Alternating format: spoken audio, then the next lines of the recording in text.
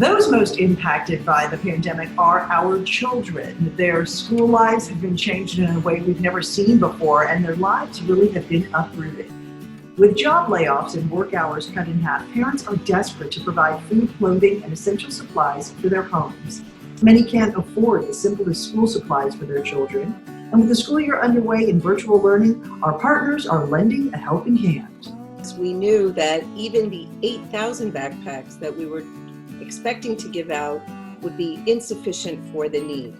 So we put out the call, and the Children's Services Council matched the additional funding coming in, and we actually expanded to serve 13,000 children and wound up distributing the backpacks and supplies through the many nonprofits that we work with.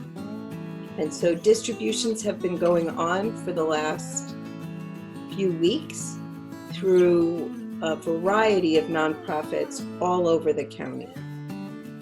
In many cases, the families are not only getting backpacks, but they're also getting food, as well as information on responding to the census. They're getting resource guides so they know how to find other services that they may need. It does take a village, more now than ever before, as social workers from several agencies in both Miami-Dade and Broward drove to pick up backpacks, school supplies, food, and so much more, and then hand-delivered those essential items to families around South Florida. Many families would have gone without if not for their compassion and dedication. So far, the feedback from the nonprofits and from the families has been spectacular, and the pictures are beautiful. The parents are so grateful still for those supplies.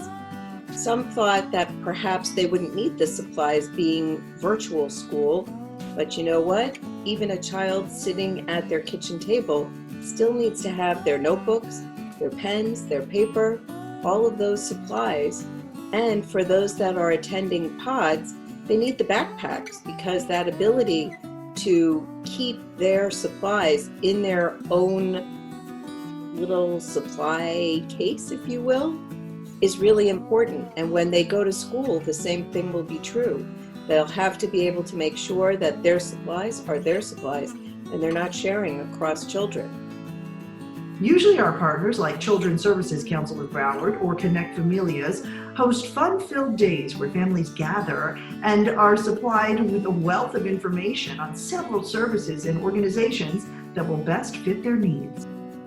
I think the expansion of our target and how many children we reach will continue in future years. But I do think the centralized distribution allows us to do even more for our families. So this year was a good accommodation, and we're getting it, we know, into the hands of children who need it. But some of the things that the in-person distribution does is we can fit children for shoes. We can get them haircuts.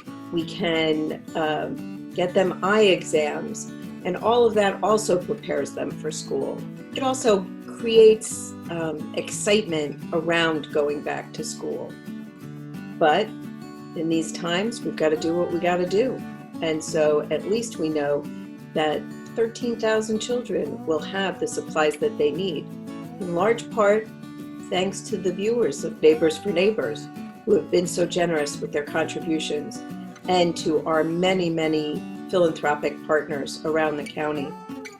As a community, we must invest to make sure the lives of our children is brighter. Neighbors for Neighbors connects those in need with those who can help. If you or someone you know is in need, or if you or someone you know is in a position to help, either through volunteering or donations, please contact us. 305-597-4404, 305-597-4404, or log on to neighborsforneighbors.org.